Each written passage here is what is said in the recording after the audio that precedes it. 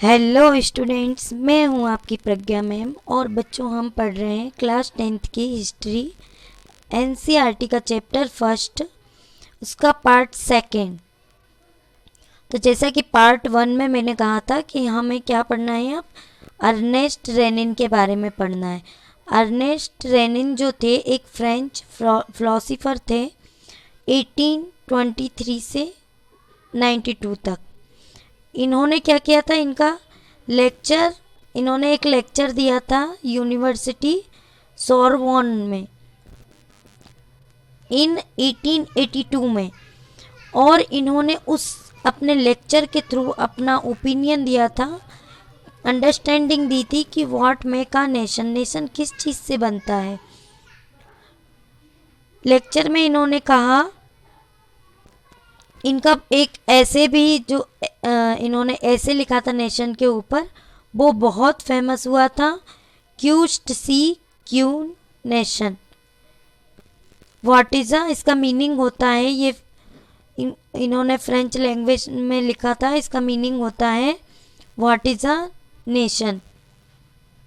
तो इस ऐसे के अनुसार, जैसा कि अर्नेस्ट रेनिन का मानना था कि इसमें लोग जो बोलते थे कि भाषा, नस्ल, धर्म, क्षेत्र से एक राष्ट्र बनता है, नेशन बनता है, लेकिन अर्नेस्ट के अकॉर्डिंग, इनके हिसाब से एक राष्ट्र जब बनता है जब इसमें बहुत सारा त्याग किया गया हो, इसके लिए डेडिकेशन हो, निष्ठा हो, बहुत सारे प्रयास किए गए हों, इस तरह से ये एक राष्ट्र का निर्माण होता है।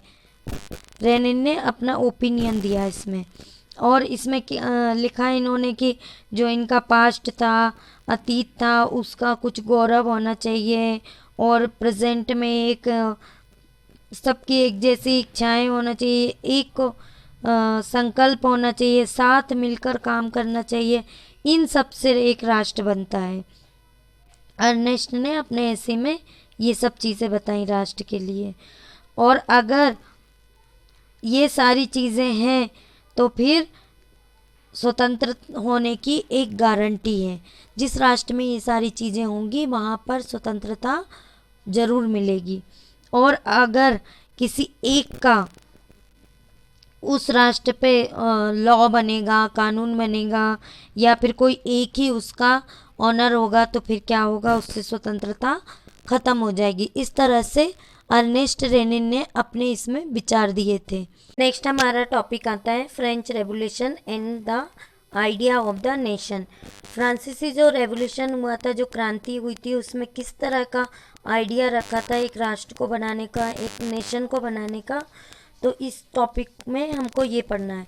The first clear expression of the nationalism come with the French revolution in 1789। 1789 में सबसे पहले इसका एक्सप्रेशन आया रेवोल्यूशन के साथ ही, स्टार्टिंग से ही, फ्रॉम द वेरी बिगनिंग।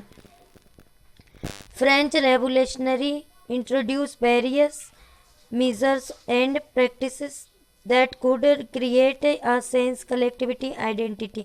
अपने यहाँ भी इंडिया में आइडेंटिटी होती है, इसी तरह से इन्होंने क्या किया कि एक आइडेंटिटी बनाई। जब तक किसी को किसी भी राष्ट्र की नागरिकता नहीं होगी तो वो उससे जुड़ा नहीं होगा, उससे प्यार नहीं करेगा। तो उसके लिए इन्होंने क्या किया, आइडेंटिटी लाई। और लिए पेट्री एंड ले सिटियोन, ले पेट्री मतलब फादरलैंड, और ले सिटियोन मतलब कि सिटीजनशिप का कॉन्सेप्ट लाए ये लोग। इन्होंने जो फादरलैंड होती है, पितृभूमि होती है, उसको सब प्रोटेक्ट करते हैं, उसकी सब केयर करते हैं। तो इस तरह से इन्होंने एक तो आइडेंटिटी बनाई, दूसरा फादरलैंड वाला कॉन्सेप्ट लाए, और इनको सिटीजनशिप दी, नागरिकता दी वहाँ की। तो इस तरह से नेशन का इन लोगों ने स्टार्ट किया, विचार प्रस्तुत किया, निर्माण किया। इसके बाद सबसे मोस्ट इम्पोर्टेंट होता है किसी भी नेशन के लिए वहाँ का फ्लैग, वहाँ का झंडा। तो न्यू फ्रेंच फ्लैग बना जिसमें कि ट्राई कलर थे। और इन्होंने क्या किया कि जो पहले जो रॉयल स्टैंडर्ड का इनका पुराना वाला जो फ्लैग था, उससे इसको रिप्लेस किया। इसके बाद इन्होंने जो स्टेट जनरल के जो इनके इलेक्शन होते थे, स्टेट जनरल की जो इलेक्शन बॉडी हुआ करती थी, उसका नाम बदलकर इन्होंने नेशनल असेंबली रख दिया। न्यू हाइम्स कंपोज हुई, जैसे कि हमारे यहाँ राष्ट्रगीत राष्ट्रगान को हम लोग रिस्पेक्ट देते हैं, इस तरह से इनके यहाँ पर भी हाइम्स लिखे गए, ओथ्स ली गई, शपथ ली गई कि हम अपने राष्ट्र की रिस्पेक्ट करेंगे। इस तरह से इन्होंने अपने नेशन को बनाया और एडमिनिस्ट्रेटिव सिस्टम को इन्होंने सुधारा और यूनिफॉर्मली